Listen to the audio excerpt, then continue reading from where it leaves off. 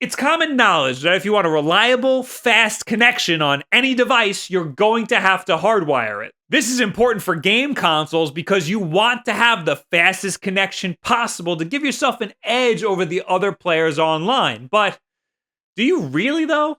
And how fast could you possibly make the Nintendo Switch go anyway?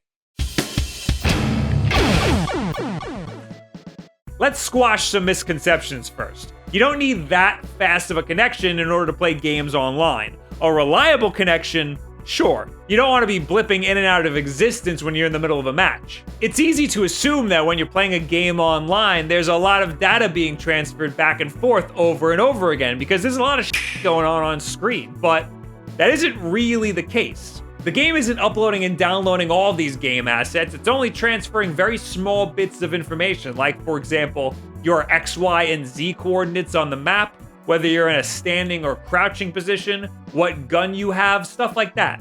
These are all more or less numerical values that don't require much data to be transferred at all. Your device is doing all of the hard rendering from these small bits of information that it's receiving from the server. According to highspeedinternet.com, you only need about 3 megabits per second of download speed and 1 megabit per second of upload speed in order to play games on your Nintendo Switch. And for a PC, they recommend 3 to 6 megabits per second to play games at minimum. Of course, these are just minimum requirements. I would recommend somewhere between the 6 to 10 megabit per second range for a nice, reliable connection.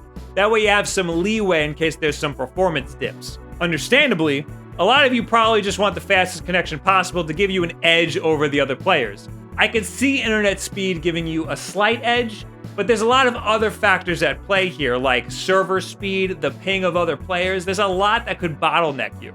Enter the officially licensed Nintendo Switch LAN adapter made by Hori.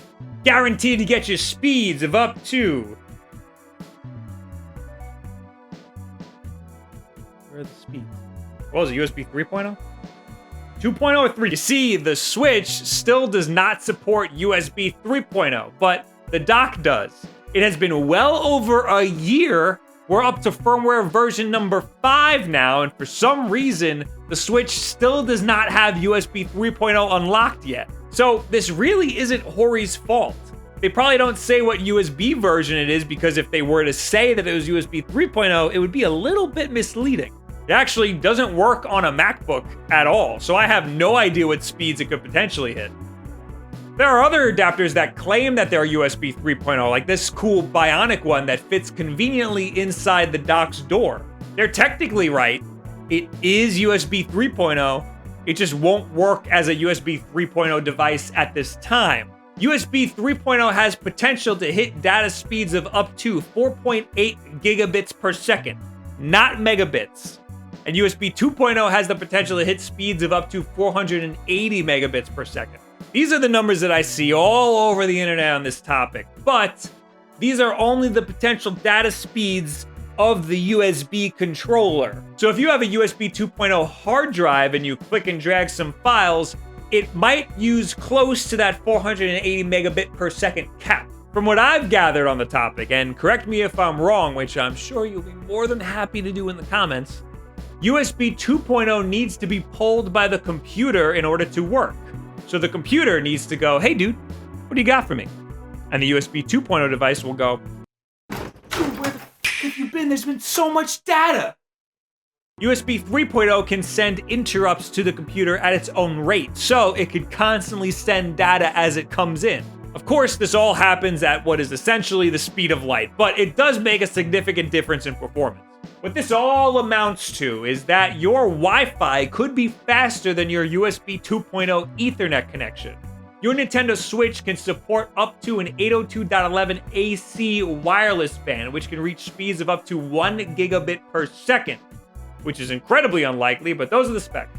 I did some tests with the Ethernet adapter plugged into the Switch's USB 3.0 port, and some tests via Wi-Fi connected to my Google Wi-Fi router. The results are almost identical. In fact, I actually got a better upload speed on my Wi-Fi than I did on the hardwired connection. For comparison's sake, I did a test from my desktop, which was also hardwired into the Google router without the LAN adapter, because it doesn't work on my freaking computer. And of course, the speeds are blazing fast. The Switch with the LAN adapter doesn't even come close. I'd also like to point out this Google Wi-Fi router is the best router that I have ever used. It was incredibly easy to set up, and when I did, even my hardwired desktop connection doubled in speed. That doesn't make any sense, but you know what? I'm not gonna question it. The only reason I might suggest getting a LAN adapter for your Switch is if your Wi-Fi connection is unreliable. If you're constantly losing connection, it might be worth it to go hardwired. But if that's your problem, it might also be worth it to just fix your dang Wi-Fi. That'll benefit all of your devices, not just your Switch. If your sole objective was to get better internet speed so that you can get an advantage when playing online, do not get a LAN adapter.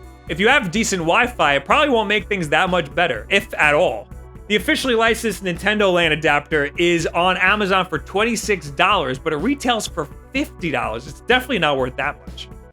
I've got some edits for you here real quick. First off, this LAN adapter has been identified as the A6AX88179 USB 3.0 adapter. Hori just rebranded it as their own. This according to this guy on Reddit right here. Also, USB 2.0 adapters only go up to 100 megabits per second, but of course they never make it there. And most pertinently, that $50 that I saw was from some foreign website. It actually only retails at $30, so that's not too bad, but still, buy yourself like 3 or 4 burritos instead. All right, get in here.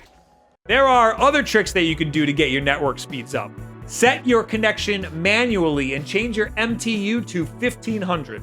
Most routers respond well to an MTU of 1500, but for some reason it defaults to 1400. Nintendo themselves even say this. If you want to push things a bit further, try changing your DNS settings to Google's public DNS. The primary would be 8.8.8.8, and the secondary would be 8.8.4.4. See if that changes anything for you. Back in the day, Sony purposely capped the internet speeds of the PS4 at 50 megabits per second. This has since changed with a firmware update. Again, it's not Hori's fault that this network adapter isn't running at full speed. It's Nintendo's.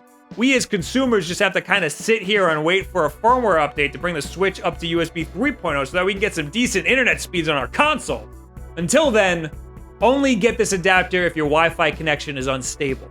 I highly doubt it will make anything any faster for you. I'm gonna be real with you guys. I filmed this whole thing already once and it was all out of focus. But I usually do the ending off the cuff and I like what I had before, so you're just gonna get an unfocused ending. Sorry. What do you guys think about hardwiring your Nintendo Switch? Is this something that you've wanted to do? Is this something that you've already done? Is it made anything better? Do you regret it? Leave it in the comments below. Add me on Twitter. All this other social media garbage. Are you going to PAX East this weekend? Because I am.